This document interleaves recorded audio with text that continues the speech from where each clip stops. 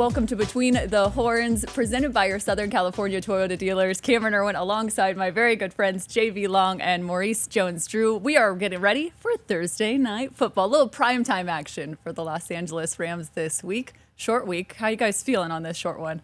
I love short weeks. I think you have offensive explosion on short weeks. It's easier to really game plan and kind of attack people, where defensively it's like, we don't know what we're going to do, so we have to stay a little vanilla. I am concerned, though, this week that the Minnesota defense is going to do the opposite and not be vanilla, but be super aggressive and try to send the house on the Rams. So we'll see how it goes.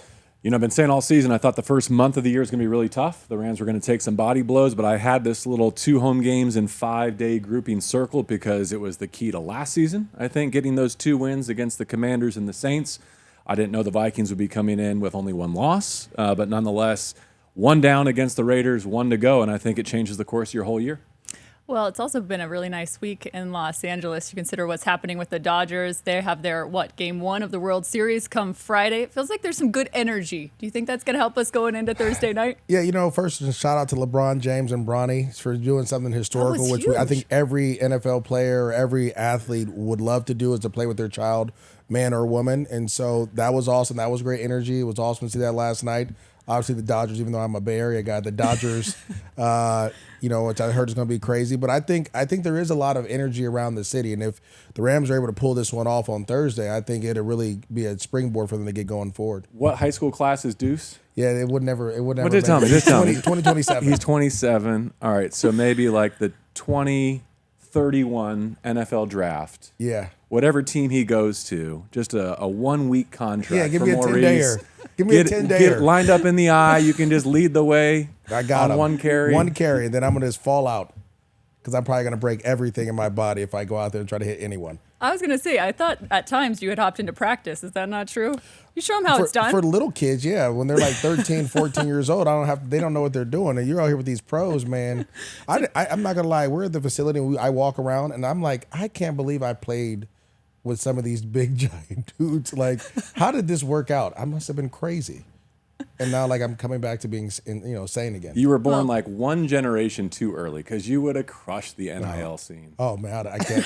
We'll talk about that off. There's a lot of new things going on. Yes, exactly. The treatment and the recovery these days, the nutrition. Gosh. These guys, no wonder we didn't have any of that. We didn't have any of that. So I guess I just didn't get it.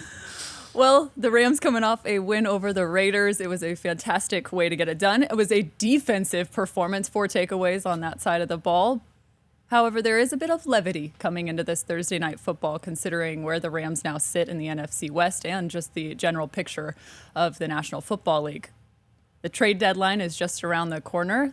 With this win, how does that maybe change the reflection of what the Rams might do?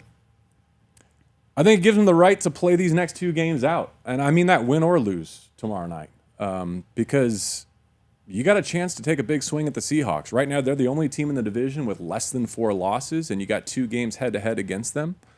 In terms of how they played against the Raiders, it didn't do much for me. It didn't inspire a ton of confidence. But in terms of the implications of what that win did this week and beyond, immensely significant. Yeah, I agree with you. We were just texting the other night about it. It was kind of like you've given yourself an opportunity to play the next 2 games to kind of see what you want to do with your roster, right? And that's what wins do. Wins give you they kind of kick the can down the road a little bit. And so you have an opportunity now to go against one of the top contending teams in the NFC and not in the NFL, in the Minnesota Vikings. And if you're able to find a way to win this one, all of a sudden you have a little momentum going into Seattle. You've played well against Seattle. So if you have that opportunity, you go and do it. If not, it may be wholesale. And that's kind of what you're hearing in the national media circuit is, teams are contacted from all over the place trying to get Stafford, Kupp, and whoever else is available, because there's still really good players on this roster that teams that are contending want. And I understand some of the national media and what we've seen in terms of the conversation leading up for this Thursday night football game in terms of the offensive production. However, I'm going to say there's no buts about it, because when I watched that game, I know it was frustrating. We still pick up the win. However, I had a blast watching this defense go to work. And so I'm going with the no buts about it, because I'm sorry, if you're looking at a guy like Jalen McCullough, I mean, we're talking about an undrafted free agent that has put together 2 performances back-to-back, 3 interceptions, or what Kobe Durant has done on the backside of the ball after that Raiders game.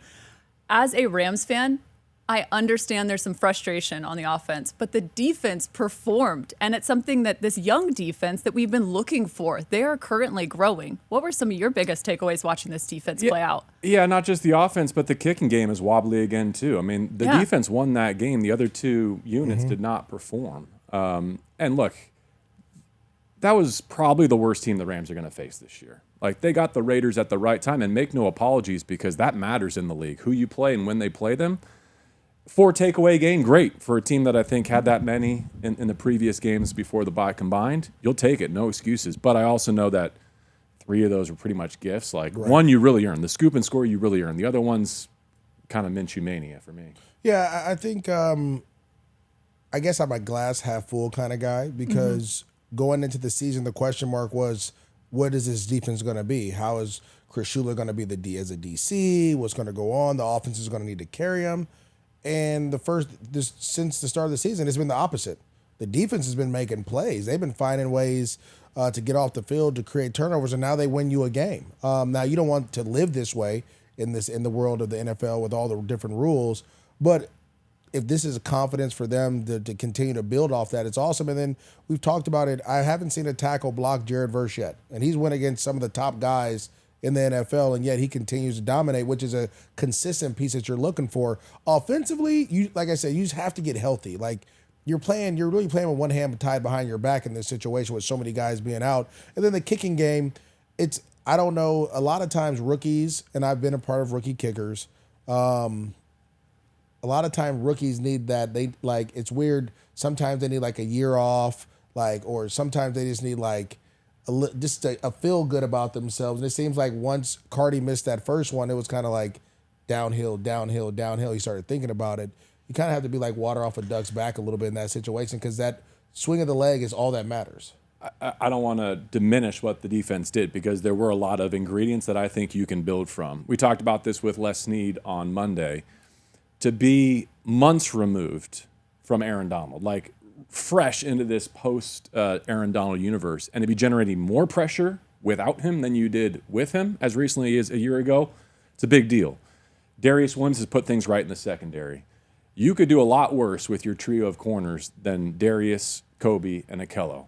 And then the way the safeties are playing, like that red zone tackle that Quentin Lake made on Bowers, that was as good a play as I've seen this season. Cam Curl coming off his best game as a Ram.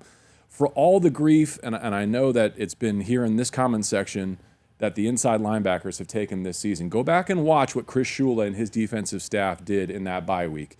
The roles that they played, what they asked them to do and when, and then when they took them off the field and who they replaced them with, there was a lot of creativity. There was a lot of problem solving in that win defensively that was earned, despite my previous comment on defense. A couple more silver linings for you defensively. Jared Verse, who you mentioned, 9 pressures on 36 pass rushes. He actually tied for the most for a rookie this season. He's also leading the league right now at 23.6% from a pressure rate through week 7. So to your point, he's doing some damage. And also, Chris Shula walking away with a game ball. I thought that was really fitting in those moments. And congratulations to the Land Shark, right? He's the defensive player of the week this week. Well-deserved. That one was a well-timed pressure. He got the hit on Minshew.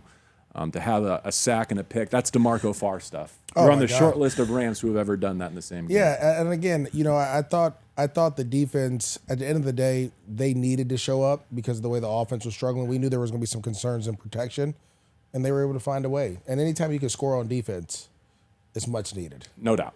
This week's challenge is just completely different. Completely different. Yeah, there's no question about it. And just in terms of having a little fun here on Between the Horns, I mean, what was better? Do we have fun on Between the Horns or what? We always have fun on Between the Horns. But what was better, Kobe Durant celebration or the row, row, row your boat? Did you guys see those? I like the pure prime high step from Cam Curl. Oh, that was good too. I thought that was smooth. Yeah, I'm a team guy. I just thought we could have did it better than row, row, row your boat. I think there's a lot. I mean, Come on, that's like in the 80s. We gotta pick it up. Let's do it together, but let's be a little bit more hip to it. Like we should be doing a TikTok dance together or something out there. I think I would appreciate that. Back to that NIL money. That's where it would have been clutch. No question. The Gritty's coming in next, right? Yeah, So yeah. you better step your game up. You got to do the Gritty now because this is all he's gonna do if he scores. So I was a little more concerned as to who was the coxswain in that rowboat because there were oars flying right and left. Like the rhythm was a little iffy, but that's the thing. I don't know if they, here in LA, we have row team, right? So you know all the little positions. There was no one in there leading, yelling row back and forth. It was just a bunch of guys rowing. Where are we going? When are we stopping? It was just chaos. LA 2028, they were not. They were not. Okay, well, let's switch it up a little bit. We talked a bit about the offensive side of ball. There was a bright spot. Obviously, Camryn Williams, 9 consecutive games with a touchdown. That's longest active streak in the NFL. He's just one of 2 guys right now with a touchdown in every game. Derrick Henry, the other. From the opposite side, Blake Corum, maybe not as in the mix in this last one. Whittington was still dealing with some stuff, only played 9 snaps. Where can they kind of look as you reflect against the Raiders? I think the Rams have been at their best when they've been under center offensively, which is great because Stafford has actually thrived, and especially for Camryn, that's when they've been able to be most efficient. They've been better running the football than they have passing, as we know. Unfortunately, this week's opponent, Minnesota, is really good against under center looks. They specialize in all sorts of things, but among them is matching your 11 personnel with their dime defense and still being able to stop the run out of it. So it's going to be difficult to have early down success unless you get your chess piece back in Cooper Kupp and maybe Puka Nacua. And I think that has the power to set a lot of things right. Because I don't know about you, but what I noticed the Rams miss most against the Las Vegas Raiders, they knew that you knew that they knew that it was going to have to be a certain style of game, and you couldn't do anything about it. Yeah. And they were throwing a lot at you, and they were hitting Camryn in the backfield with run blitzers. And to me, that's like, that's normally where Cooper Kupp is taking care of that. That's normally where Jordan Whittington is folding into your surface, or Puka Nacua, and making sure that guy doesn't get a hit on your running back. Yeah, we call that a level 3. When they know that you know that they know, it's a problem. To me, I think the biggest thing in this, and this comes from a buddy of mine who's the safety coach for the Minnesota Vikings, and I got a chance to talk to him in London.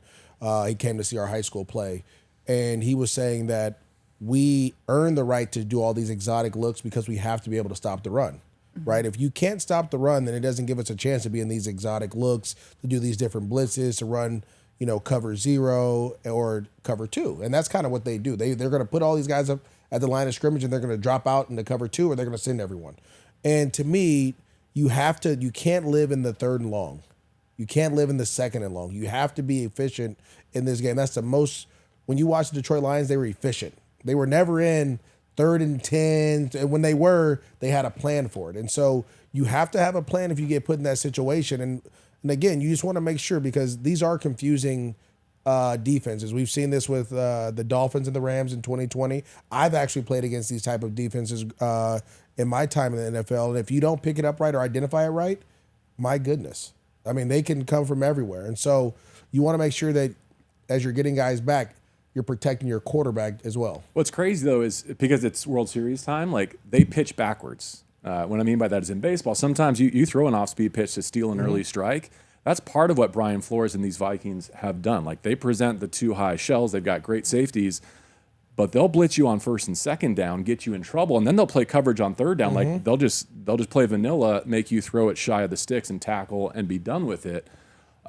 So when you see that from an offensive lens, like what is your answer? Like I know you study what the Lions did too, and being explosive on early down runs is a secret sauce. Yeah, it is. Again, like I said, this is coming from them. Like they're so nervous when they run those. Like it's a gamble. We're gonna put all these guys in the line of scrimmage, hoping that you don't get in. We get there before you can figure out the answer. The key is when they do that, to hit them early with it, right? To get a big play or to get a 1st down or to be successful, because now he's gonna be like, all right, they have a plan. We'll try one more time. If it doesn't work, we'll back off. So you have to answer it. The answer really to me is downhill runs, because you're going to have linebackers lined up over guards or safeties lined up over guards. Push those guys out the way, and then you have to start trying to find a way to insert those receivers in to help with that protection as well. If you're throwing the ball, you're going to have to go on 1 to 2 guy routes and then hopefully you can get a guy beat man to man. Well, if you have to do that, then what a week to have Cooper. Like, Yeah. if you're going to try and beat with a hot answer or one guy, 9 and dime is that answer, right? It has to be. It has to be kind of like whoever the quarterback was in Brock Bowers on third down. You know what I mean? Like whoever they're going to play at quarterback, we're going to get the ball to 89 as much as we can in this game. And I think that's what, if you're going to be the Rams, you have to get that 9 and dime, that third and cup. That's what it has to be for you in those crucial situations. Because, Camryn, what's terrifying about this defense is they get pressure from everywhere. Like all these pre-snap sims and stuff. A lot of times they will play coverage. A lot of times they will blitz the living daylights out of you. A lot of times you don't know where it's coming from pre or post snap. And so as a result, there's a whole bunch of guys on all three levels of their defense that have hits and sacks on the opposing quarterback. Those of us who watch the Rams down in, down out, what's been the big issue this year in pass protection? Coverage breakdowns, free runners at your quarterback. And so if that is your raw nerve, this is the defense more so than any other in the league that can really make you feel it. You mentioned Cooper Kupp potentially coming back. Well, Joe Noteboom might be one of those guys that could maybe make a difference here if he makes his return. We will dig into the Minnesota defense even further, but I love the breakdown from the two of you. It's fantastic. Let's talk a little bit more about the NFC West, because this is still something that's up for grabs. And it was a conversation last week with us, Maurice, in terms of where we sat and the strength of schedule remaining. This is up for grabs. We still have the Seahawks twice. We already have the win over the 49ers. What do the Rams have to do this week? Do they have to find this win in order to find the top of the NFC West? I don't know if they do or they don't. Last week I was like, all right, Seattle's going to go to Atlanta and lose because Atlanta was like hot. Like I was like, oh, and then Seattle found a way to win, which was insane. Now they have DK Metcalf, who's a little banged up, but the team that scares me more than anyone is Arizona. Like, I don't know how Arizona is finding these ways to win games all of a sudden. Like, they go on these skids and you beat the Chargers on Monday night in a close battle. It's tough. The Niners, they're just like us. They may be even worse, right? Like, you just lost Ayuk. Debo was out sick. They're hoping to get CMC back. Like, they got a whole bunch of other stuff going on. So, to me, if you're the Rams, yes, you would like to win this game, but if you don't, you have a game next week or in 2 weeks that's going to be pretty big for you, right? To go up to Seattle and find a way to get that victory. If you can get that win in Seattle, then that really puts you where you need to be down the stretch. We have not seen the best football anywhere close to it from the 2024 Rams. But I know for a fact that their best is good enough to win this division now that I've seen it. And so it would be a real shame, and I think I speak for Rams fans here, to not take your best swing at the Seahawks, to not have your best roster on the field, and then see what the dust settles like on that Monday after the trip to Seattle and the trade deadline. Because the Seahawks got that win in Atlanta, but they're home to Buffalo this week. It's going to be a good game to watch on your couch. The 49ers host the Cowboys, and I know Dallas is in disarray, but they're also desperate and coming off a bye. It's another good game to watch on your couch, win or lose this week. The Cardinals are going to Miami, I think. Yeah, with Tua coming back. And I hear what you're saying about Arizona, but Arizona's a 2025 problem for me. It's a long time until you have to worry about the Cardinals again. Okay. So I'll let some water go under the bridge before I give them any mind.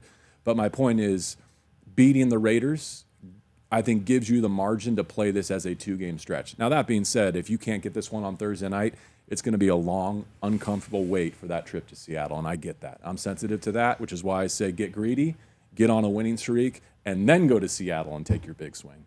Yeah, we do have to talk about your greediness here in a little bit. So I respect that, and I understand that. I always, again, when you're where the Rams are, it's a 1-game season. Every game is like you can't overlook. Right now, it's a 1-game season on a short week. You have a tough opponent, but remember, they're coming from far away on a short week. So again, there's things that you can do that I believe there's things that the Rams can do to really put themselves in position to win this game. All right, well, let's dig into some of those. We already talked a little bit about 9 and dime and the potential return for Cooper Kupp. Everyone's pointing to the direction that, yeah, he's going to be out there in prime time. How much will they actually utilize him? I don't think he'll come off the field if he's out there. Like, you're fresh, go. Like, don't even look. I got to tell you the story. I had a coach one time, we're in preseason, and he gave us all a quarter.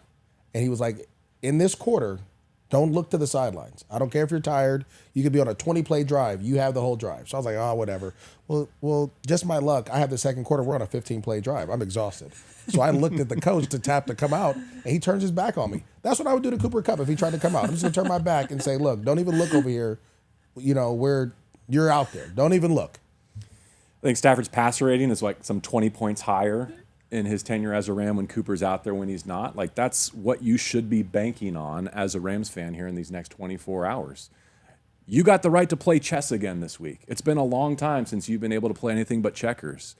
This is a defense where you need your best game plan and execution, and finally you're getting closer to having the right pieces in place to do exactly that. I'm not saying you spam them like you did in that second half against Detroit, but if you need to, and if that's your path to victory, at least you have that option. Right. I agree. Another good news, too, since we're already talking about wide receivers, Puka Nacua has been designated to open his practice window. So there's potential, maybe, I say with inflection in my voice. Yeah.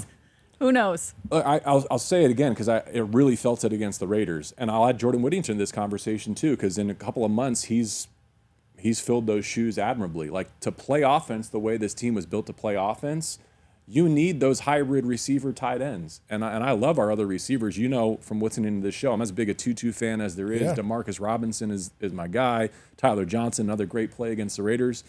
But their skill set and their body types are not what you have in Cooper and Puka and Jordan. And that's why the Rams have been special with those guys. The more of them, and all three of them are kind of in that category, the more of them you can get reps on Thursday and again next week against Seattle, the more real this push, I think, becomes. Yeah, I completely agree. If you get a chance to get Puka Nacua back on Thursday, that changes the whole dynamic of this game.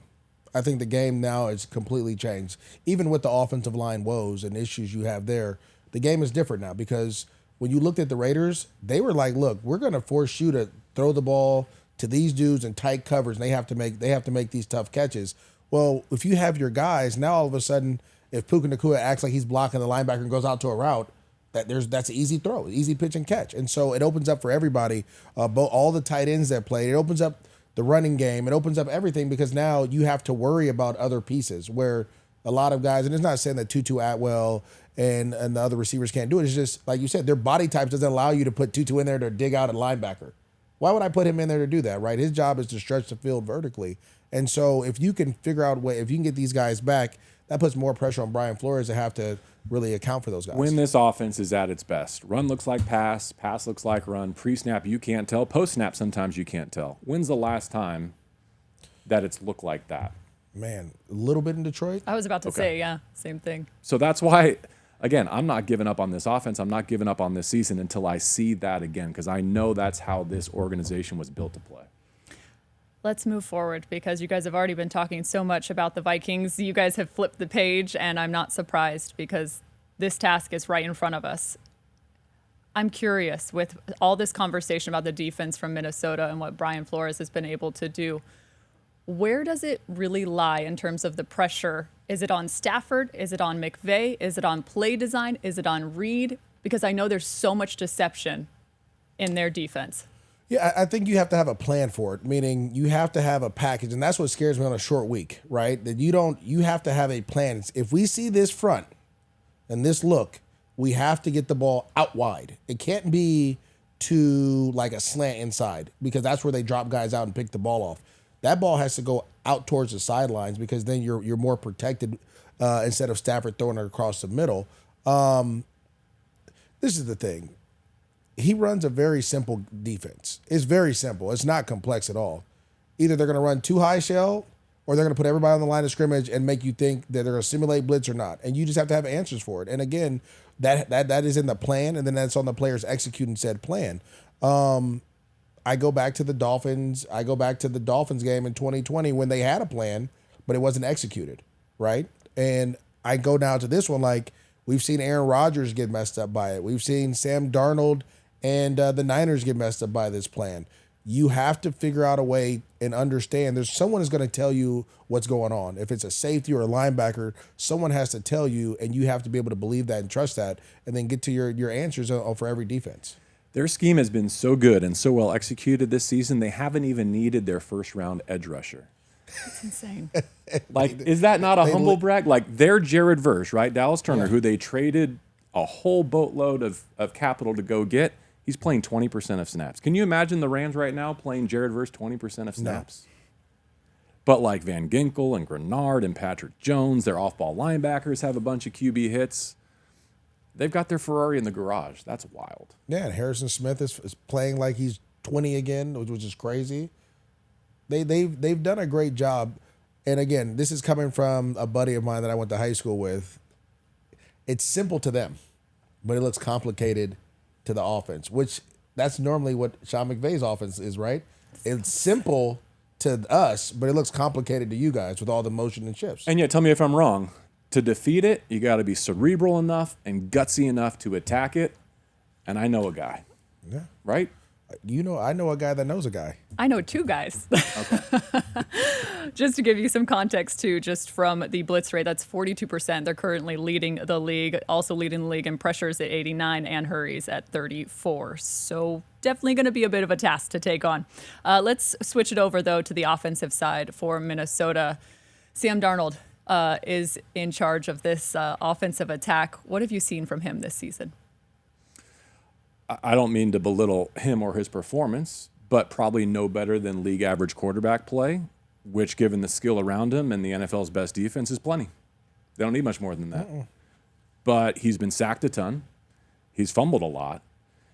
And that's probably LA's clearest path to victory for me, because their offensive line's been pretty good. Their tackles have had great seasons. Guard to guard, they've been a little shaky. But if I'm Kevin O'Connell, one of my main questions this week is how much am I willing to leave Sam Darnold back at 7 in the pocket? Because if there's a way to disrupt this offense, if there's a way to keep it out of Justin Jefferson's hand, it's with your pass rush. And so the Rams, that's my sweet spot. That's my wheelhouse. I can get pressure guard to guard. I can puncture your pocket early. I can pull a quarterback's eyes down. Now, whether I can finish those rushes remains to be seen. But that, to me, is the path to victory for the Rams. Yeah, to me, when you look at their offense, it's really run through Aaron Jones. He's the guy. He's the key. Like, as much as we love Justin Jefferson and what he's able to do in the passing game, last year they were a terrible offense with a better quarterback because they didn't have a running back that garnered all the respect that Aaron Jones has. Aaron Jones has the ability to take a handoff and go 60. He could catch the ball out of the backfield. He could run receiver routes, and it really simplifies things for Sam Darnold, right? If I put Aaron Jones out at wide receiver on the far outside, and I have a receiver in the slot, and there's a linebacker out there, guess what it is? It's man. It's simple. Or I can turn around and do the play fake again, running similar of what the Rams run, do a play action pass, and now I have a half field read, right? And so. The biggest thing is for the Rams is they have to nullify Aaron Jones, meaning no explosive plays from him, and then force him to have to drop back and throw the ball. And again, I go back to their last game, which is their only loss. Detroit did that, right? When Detroit stopped the run finally, and they were able to play their coverage, Brian Branch was all over the place. You're getting picks left and right, and it seemed like Sam really didn't have an idea what they were doing. So you just have to figure out a way to really get pressure on him, but you have to stop the run first. Stop Aaron Jones, and then allow Sam Darnold to beat you. He's been a headache for years, hasn't he? The laundry's different this year, but he's like Pro Football Focus's number 3 back. He's having a great season, and he's given the Rams some fits. And what's troublesome to me is he's doing it against base defenses. Like, they've been getting explosive runs. Like, because it's Kevin O'Connell, and I see he's having a great year, I go in thinking in my study, okay, he's probably getting light boxes, right? They're matching 11 personnel, the defenses are, and he's having success in favorable run situations. Oh, no. He's getting explosives off against base defense, which is super impressive. And I know this is not the premise of this conversation, but if they get TJ Hawkinson back, and I don't know, we won't know until later today, that is a major issue. For a team right now, the Rams defense that struggled to defend opposing tight ends, he levels up that room in a big way if he plays. I mean, Hawkinson accounted for, I think, about 16% of their offense in 2023 at 960 yards, and that was just behind Jefferson at 1,074. And to your point about Aaron Jones, too, he's top 10 right now in scrimmage yards in the NFL. Half of those coming through a receiving end and 443 on the opposite side on the ground. I mean, he is a dual threat. There's no questions. He's always been that way. I remember him coming out of UTEP, and I was shocked that he fell to the 5th round. I was like, this kid has game. Like, he did everything Christian McCaffrey did, but he was at UTEP. And then he goes to Green Bay and he doesn't get the same respect. And now all of a sudden he has this team up and running. So again, defensively, you have your hands full for sure on a short week. It just kind of dawned on me though, like that's why I love this game right now.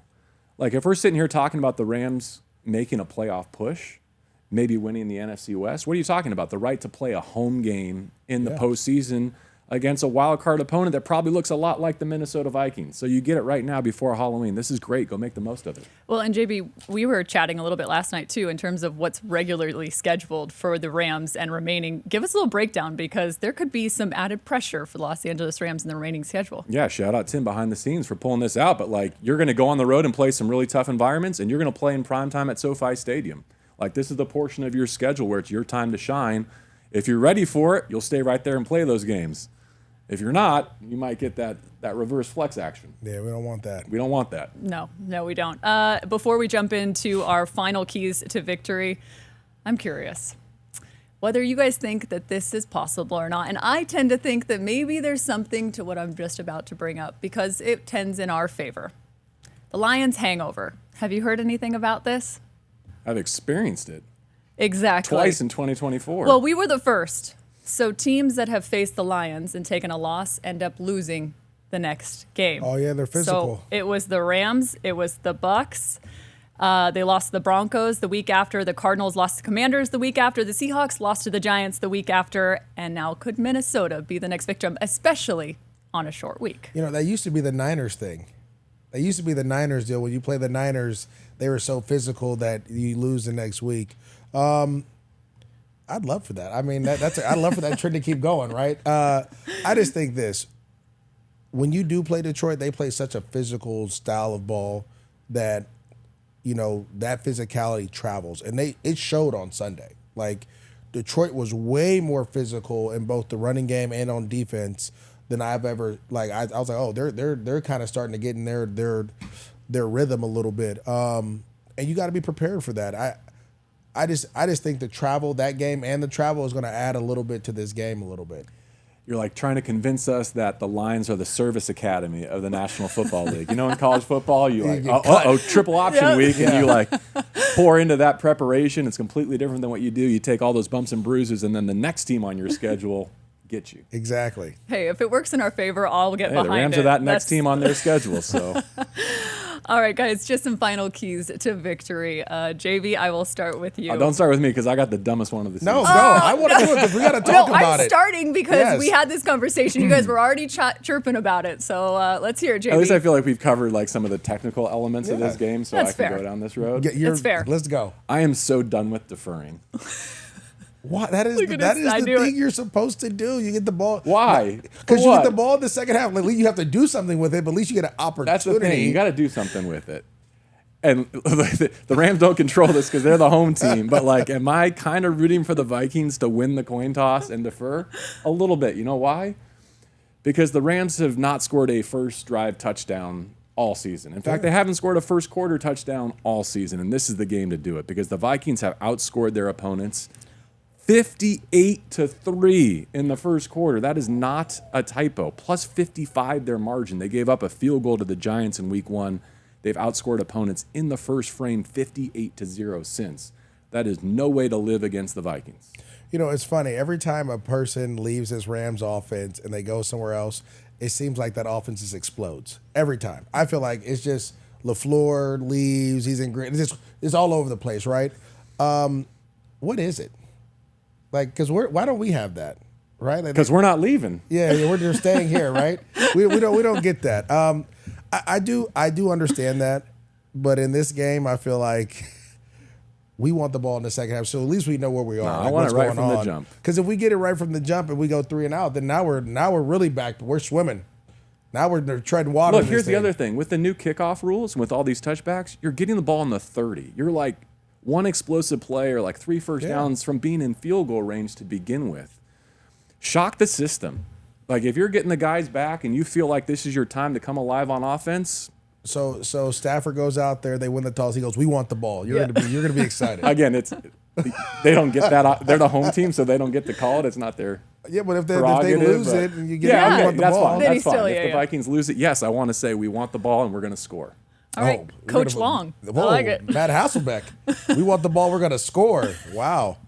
Okay. If not now, when? It's week 8. I don't know. I feel like we're almost at the halfway point. We're at the halfway point in the But season. if you want to shift some of the dynamics that we just spent a half an hour talking about, like you score early, you Change put a lot of something pressure. up. It looks different. Yeah, no, I agree. All right, MJD, we're getting the wrap it up finger. We're getting this from Jory in the backdrop. What's your key to victory? I think I've harped on it enough. It's that whatever the package is for that cover zero blitz offensively, you have to execute that.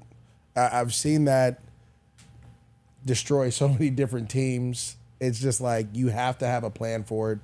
If you have a plan, I think it'll be awesome. I think Brian Flores, a lot of people want him to be a head coach. I think he's a terrific DC. I don't know how good he is as a head coach, but I think he's probably the top DC in the game. And that may be where he stays because what he's able to do to offenses, both stopping the run and exotic looks and creating pressure and simulating pressure, really puts tough on offenses. So to me, how you handle that zero package, I was up last night thinking about it like, we can't have a 2020 Dolphins. You can't have that where your defense does all this great stuff and then you give up 2 or 3 touchdowns on offense. Like, you can't do that. And Van Ginkel's still there, right? Didn't he score against the Rams in 2020? Yep. That's probably why you were waking up with cold sweats in the middle of the night. It was Van Ginkel. Like, this dude is all over. He just had a pick 6 in London. So, again, they have pieces. You just have to be able to have a plan and execute said plan. All right. It's the National Football League. It's Thursday night football. Weird things happen. Yeah. And so as dim as some of this looks from a matchup standpoint, I embrace it all. Because wouldn't it be something if the Rams have their best offensive night of the season against the best defense they're going to face all season, and they do it on a short week? It reminds me of Pac-12 after dark. Some of your best games happened in there. We called a couple of those. Yeah. I think my best game was Pac-12 after. It was against Cal at nighttime. Wild things happen. Wild things happen on the West Coast at night. That is true. Ooh. My last and final key. We're getting woo-woo man over here. And I'm actually going to go the opposite direction because I'm going to ask the secondary to rise to the challenge. We really didn't even discuss Justin Jefferson, who is, by the way, the #1 threat for the Minnesota Vikings. So I like what I saw from this young defense. I want to see them get after it. Can they stack their performance? I know the Raiders were a different test. However, build that confidence going into this matchup. But everything's prettier under the lights in SoFi Stadium, that's for sure. And Thursday night is going to be the place to be. And I'll leave you with this, too. The streak starts at 1. The words of Chris Shula after the win over the Raiders.